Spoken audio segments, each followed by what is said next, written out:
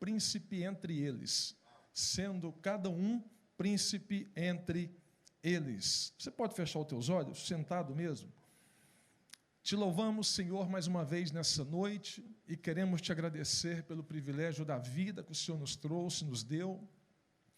E pedimos ao Pai que o Senhor venha nos dar clareamento, direção e que essa palavra venha ficar cravada nos nossos corações, para que durante a semana ou até quando o Senhor voltar, ó Deus, que não esquecemos, não podemos esquecer das suas maravilhas que o Senhor tem feito por nós, em nome de Jesus. Se você pode, aplaude Jesus, dá uma salva de palmas bem forte para Ele. Queridos, nessa noite eu quero falar com um tema baseado no livro de Números, capítulo 13, versículo 2, e o tema é 6 pilares para o crescimento. 6 pilares para o crescimento. E o primeiro pilar do crescimento do texto que nós lemos aqui, o texto está falando sobre 12 homens que foram enviados para uma terra, para espiar a terra. Alguém lembra o nome da terra? Canaã. Qual o nome da terra? Canaã. Dá um toque a alguém, diga para ele assim, ó, não tire o foco de Canaã. Isso. Por quê? Porque, pastor, mas por que eu tenho que repetir quando a gente está pregando? Isso é pedagógico. Quando você repete, você trabalha o seu ouvido, a sua fala e o seu entendimento. Por que muitas pessoas hoje, eles não conseguem fazer o que é certo ou lembrar? O grande desafio não é nem sempre fazer o que é certo, mas é lembrar do que é certo quando tem que ser feito. Então, nós só lembraremos do que é certo quando tem que ser feito se eu entendo. Por que nós vivemos uma época de pessoas que eles não entendem, não desfrutam da palavra? Porque não entende a palavra. Quando você ouve e entende, você usufrui da palavra, você desfruta da palavra. Muitas pessoas, eles escutam, mas eles não ouvem. Quando você ouve, quando você trabalha a palavra, quando ela fica cravada no seu coração, o próprio Espírito Santo, durante a semana, ele vai te incomodando com aquilo, de uma certa forma, para você lembrar que o seu destino não é o deserto, o seu destino é Canaã.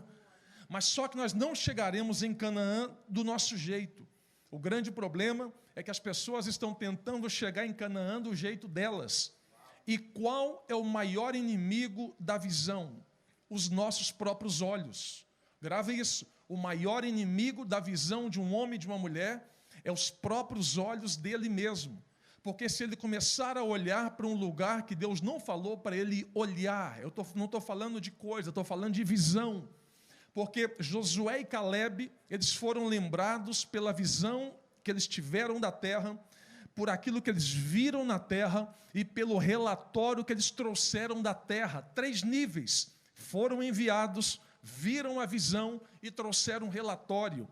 A pergunta que eu faço para nós, não precisa responder, mas a pergunta que eu faço é: qual é o relatório que você tem trazido todos os dias da visão que Deus te deu? Como você tem enxergado as coisas que Deus colocou na sua vida? Será que você está enxergando só problema, só dificuldade, só porta fechada, só coisa ruim? Existe uma lei universal que ela diz que tudo que nós focamos expande, tudo que você foca expande. Isso é comprovado, neurociência, Bíblia, vida. Se uma pessoa ela fica convivendo só com tranqueira, a tendência é que 6 meses depois ele está fazendo tranqueiragem. Se a pessoa vive sentado só na mesa dos escarnecedores, é provado, dali para frente vai começar a se escarnecer de algumas coisas. Começa a andar com fofoqueiro, daqui a pouco está fazendo fofoca. Começa a andar com gente que compra e não paga, daqui a pouco está dando cano nos outros. Começa a andar com gente que não pensa em crescer, só fala da terra. Eu falo terra, não terra aqui, mas visão. Começa a andar com gente que começa a bloquear sua visão. Daqui a pouco você está querendo ir embora para o Brasil, não quer nem saber daqui, todo mundo te odeia. Pastor, mas o que eu preciso fazer? Saber aonde está a sua visão. Ou a sua visão, ela vai estar como os 10 espias, foram 12 espias.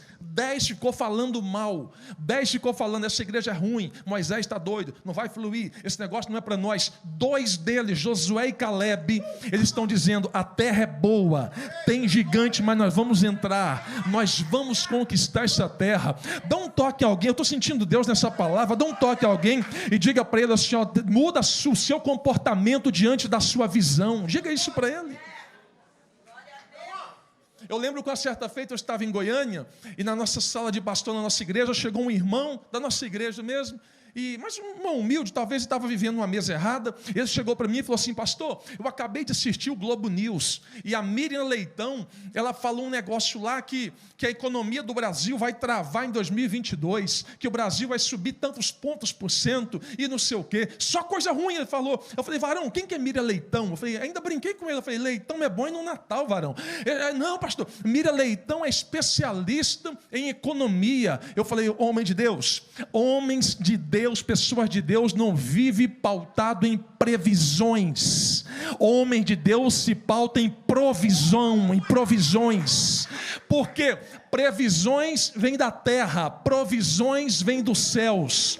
Se a sua vida está pautada em previsão, você está andando na linha dos especialistas.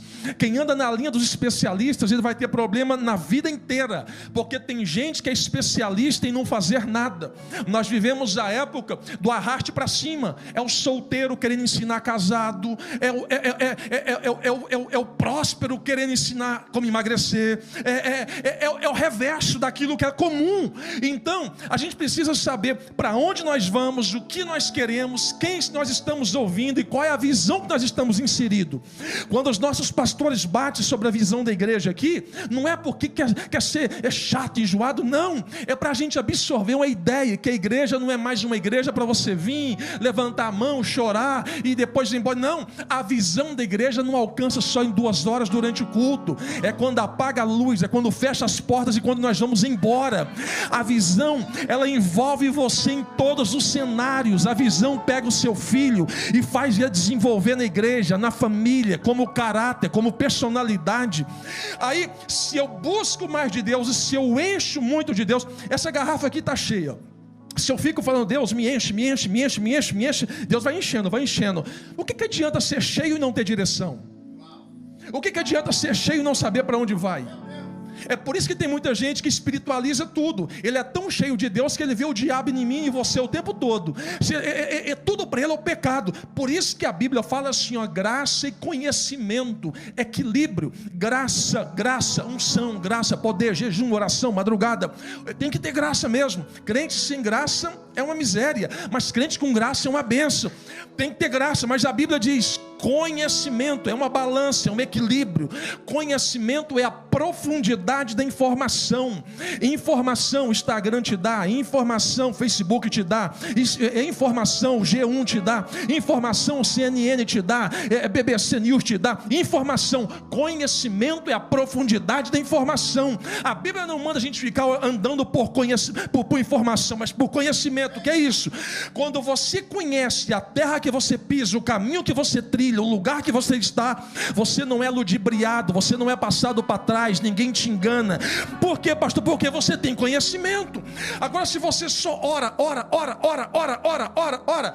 oração é a junção de 2 palavras, orar e ação, oração. E a mesma Bíblia está dizendo que a fé sem obras, ela é morta. Então, se eu oro e não estou agindo, eu sou negligente comigo mesmo. O que é orar e agir? É você orar num culto como esse, mas daqui a pouco você sai para fora de cabeça erguida. Ele está dizendo, eu creio que amanhã, sexta-feira, Deus vai me dar uma ideia, Deus vai me dar uma estratégia, vai aparecer alguém na minha vida, amanhã o telefone vai tocar, eu vou entrar num grupo, alguma coisa, eu vou ter que sair de grupo, porque às vezes não é, vou dizer isso, Jesus, às vezes não é saber para onde você vai, a questão é saber para onde você não deve mais voltar. Aí você está insistindo no lugar que Deus não quer que você vá, e você está insistindo.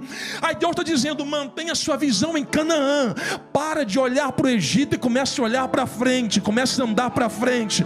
Problemas vai ter, dificuldades todos teremos, mas o grande segredo é que Canaã é logo ali, e a vitória será nossa pelo nome, oh glória. Você pode aplaudir o nome de Jesus. Grava isso, Grave isso, porque as chaves que os nossos pastores, as palavras que estão sendo liberadas aqui, não é só para culto, é para a vida. Grava isso. Para a empresa, para a família. A diferença de visão e enxergar. Enxergar é com os olhos, visão é com a mente. A visão, ela te leva no amanhã, a visão te leva no futuro, a visão te leva no depois. Se você conversar com uma pessoa que tem visão, ele vai falar assim: eu cheguei na terra agora, mas daqui 6 meses eu quero estar com a minha casa, eu quero estar com o meu carro, eu quero estar trabalhando. A visão dele te leva ele amanhã. Se você conversa com uma pessoa que não tem visão, ele vai falar o seguinte: nossa, cheguei agora, estou com a dificuldade, eu não sei, estou pensando em voltar. A fala dele é presente e passado, ele não tem envolvimento para futuro, porque a visão dele está distorcida, está travada. Aí, é o que nós vamos falar agora. Quando a pessoa tem visão